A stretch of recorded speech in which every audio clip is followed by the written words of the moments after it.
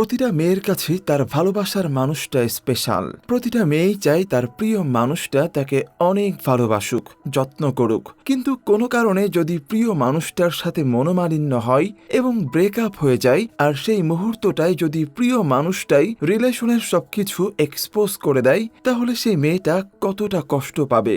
ভালোবাসার মানুষটার প্রতি কি বিশ্বাসটা থাকবে? ঠিক এমনই একটি কাহিনী নিয়ে নির্মিত আজকের এই মুভিটি প্রত্যেকটা মেয়ের একবার হলেও দেখা উচিত। জীবনের কঠিনতম সময় পার করে কিভাবে আবার ঘুরে দাঁড়াতে হয় তা আপনারা এই মুভিতে দেখতে পারবেন। তো চলুন শুরু করছি। আর চ্যানেলে নতুন হয়ে থাকলে অবশ্যই সাবস্ক্রাইব করে রাখবেন। সিনেমাটি উমা নামের একটি মেয়েকে দিয়ে শুরু হয়, যে একটি MBA কলেজে ভর্তি হয়। সেখানে তার শ্বেতার সাথে পরিচয় হয় এবং অল্প সময়ের মধ্যেই তারা ভালো বন্ধু হয়ে ওঠে।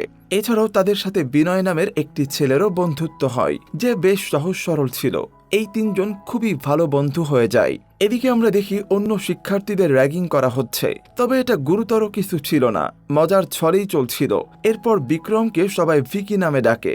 সে সেখানে আসে এবং বলে যে সে নাচতে পারে। ভিকি খুবই সুন্দর নাচ দেখায়, যা দেখে কলেজের অনেক মেয়ে তার প্রতি মুগ্ধ হয়। তাদের মধ্যে একজন ছিল দুর্গা, যে খুব সাহসী এবং আত্মবিশ্বাসী ছিল। পরের দিন ভিকি যখন বন্ধুদের সাথে ফুটবল খেলছিল, দুর্গা সেখানে এসে ভিকির প্রশংসা করে চলে যায়। এটা দেখে ভিকির বন্ধুরা তাকে মজা করতে শুরু করে। আমরা বুঝতে পারি যে দুর্গা ভিকিকে পছন্দ করতে শুরু করেছে, কিন্তু ভিকির কাছে দুর্গা কেবল একজন বন্ধু ছিল। পরে ভিকি যখন বন্ধুদের সাথে সিনেমা দেখতে ফিরছিল, তারা বাইক রেস করছিল। তখন তারা দেখে যে উমা এবং তার বন্ধুর একটি গাড়ির চালকের সাথে দুর্ঘটনা হয়েছে এবং চালক তাদের দুজনকেই বকাবকি করছে। এটা দেখে ভিকি খুবই রেগে যায় এবং এসে গাড়ির চালককে মারতে শুরু করে।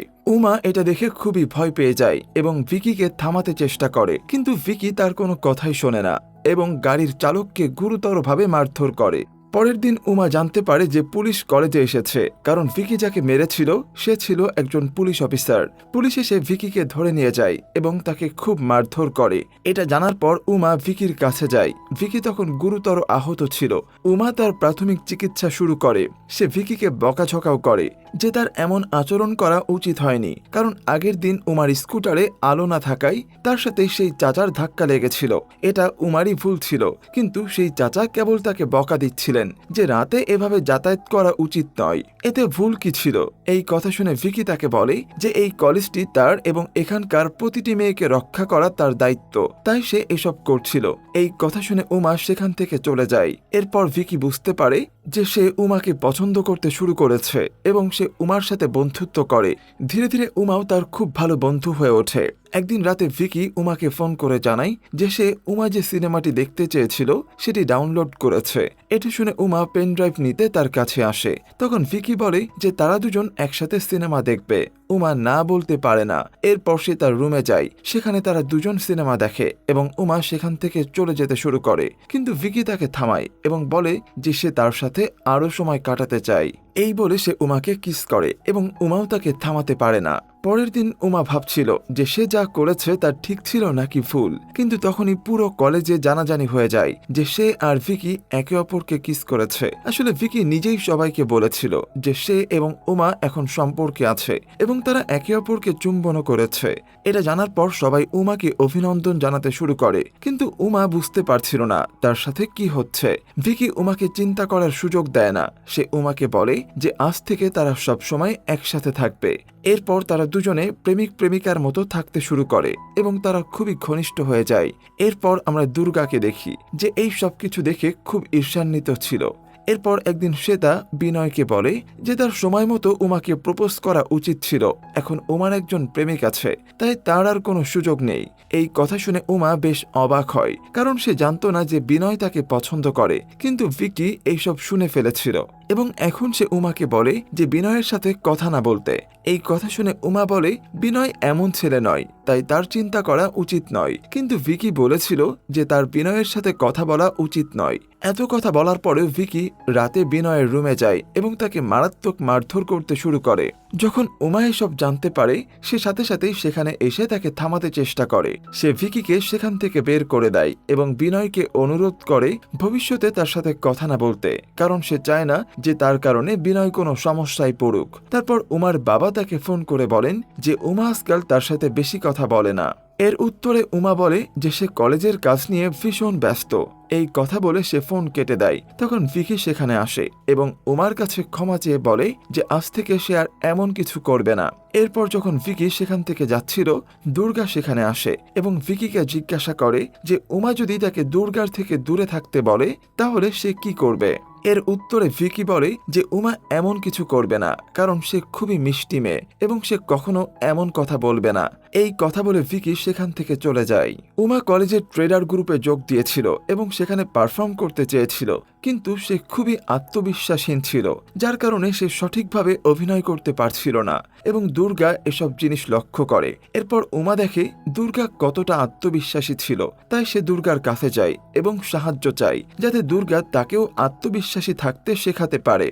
এটা দেখে দুর্গা উমাকে খুবই পছন্দ করে, কারণ সে যেমনই ছিল সৎ ছিল।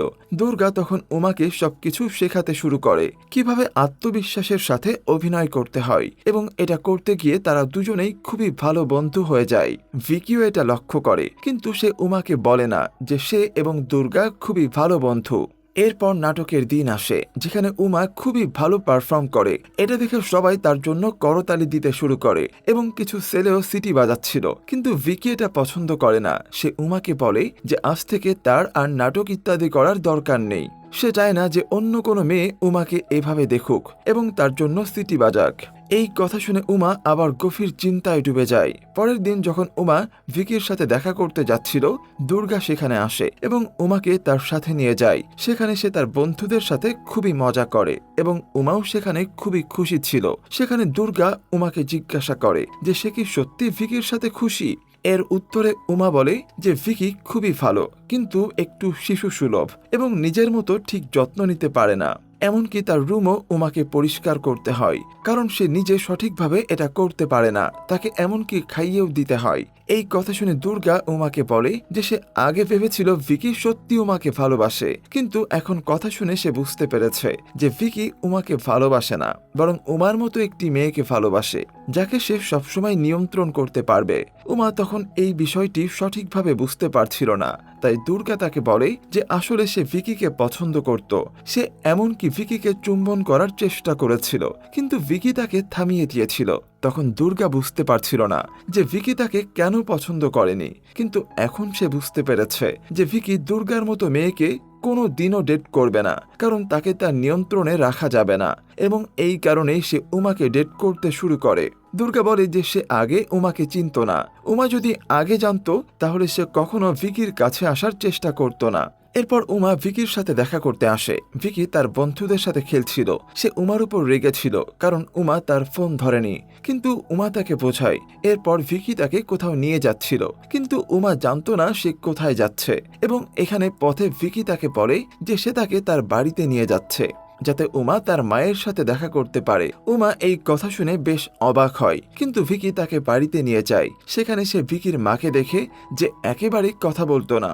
প্রথমে সে ভাবে যে তার মা কথা বলতে পারে না, কিন্তু ভিকি বলে যে এমনটা নয়, তার মা বেশি কথা বলতে পছন্দ করতেন না, কারণ তার বাবা খুবই কঠোর ছিলেন এবং তিনি অতিথিদের সামনে তার মায়ের কথা বলা পছন্দ করতেন না, এবং যদি কখনো তিনি এমনটা করতেন তাহলে ভিকির বাবা নয়, তার বোন ভিকির মায়ের সাথে কথা বলতো, এবং এই কারণে ভিকির মা বেশি কথা বলতো না।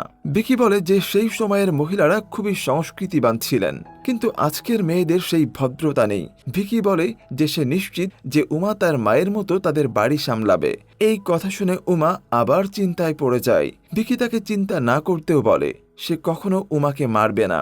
এই কথা শুনে উমা তার কথায় রাজি হয় এবং তাদের সম্পর্ক আবার শুরু হয়। কিছু সময় পর উমার স্বাস্থ্য খারাপ হতে শুরু করে, কারণ সে সারাক্ষণ ভিকির কথা ভাবতে থাকে, সে খাবার খেয়েছে কিনা, তার ঘর পরিষ্কার আছে কিনা, এই সব বিষয়ে, এবং এর কারণে সে অসুস্থ হয়ে পড়ে। এটা দেখে ভিকি তার যত্ন নিতে আসে।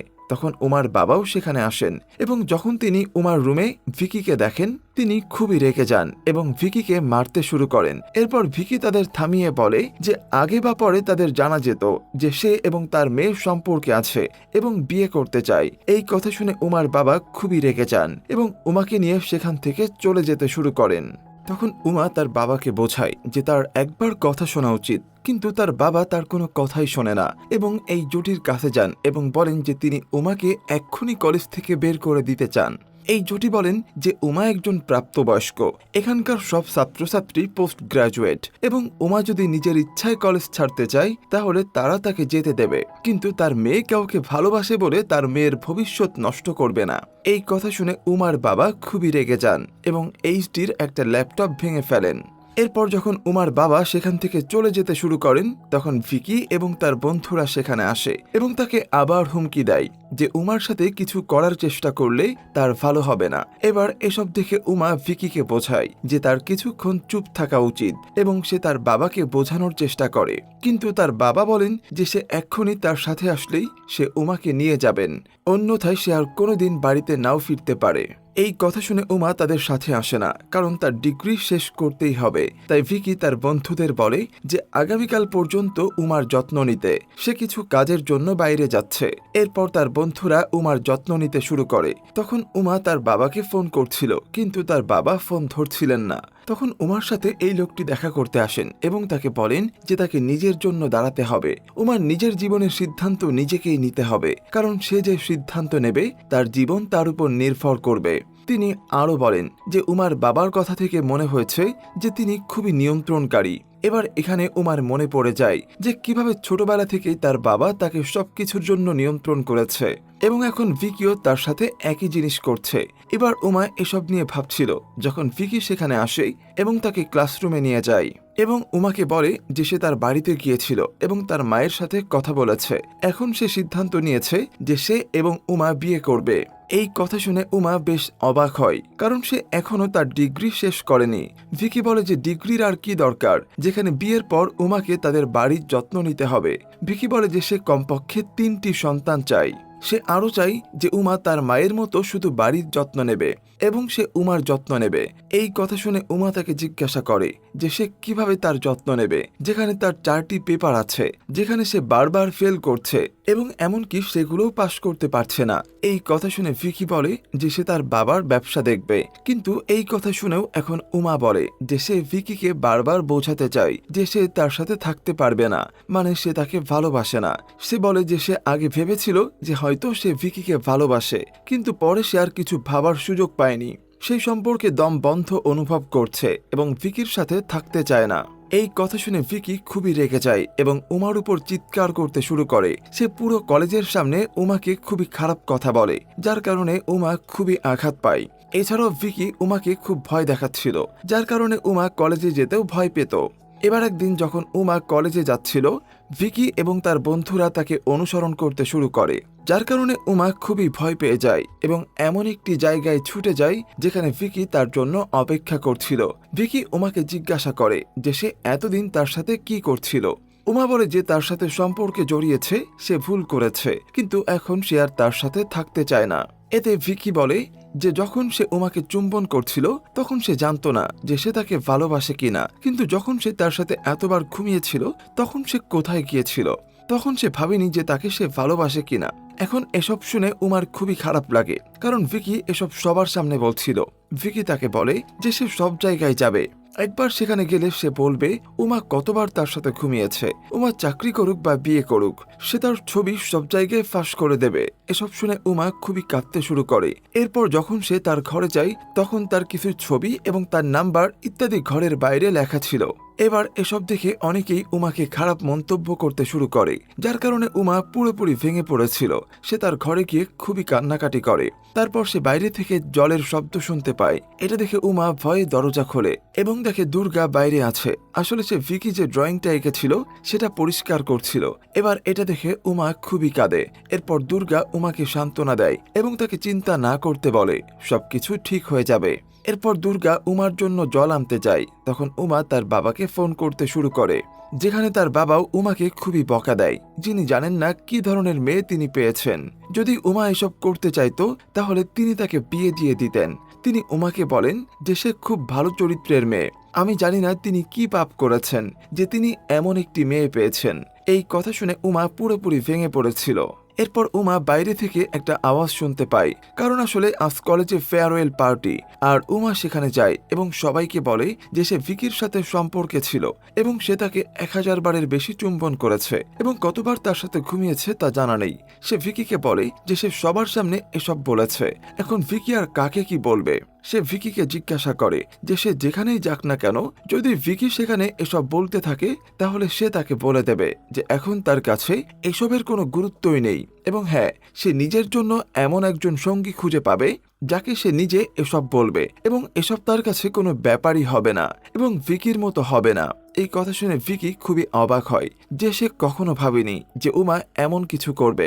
এরপর উমা সেখান থেকে একটা গিটার নেয় এবং ভিকিকে আক্রমণ করতে যায়, কিন্তু তারপর সে নিজেকে থামিয়ে ভিকিকে আই হেট ইউ বলে সেখান থেকে চলে যায়। এবার এসব দেখে দুর্গা ওমার জন্য খুবই খুশি হয়, কারণ অবশেষে ওমা নিজের জন্য দাঁড়াতে শিখেছে। এরপর গল্পটি 2 বছর এগিয়ে যায়, যেখানে ওমা একটি বহু বড় কোম্পানিতে অ্যাসিস্ট্যান্ট ম্যানেজার হিসেবে কাজ করে।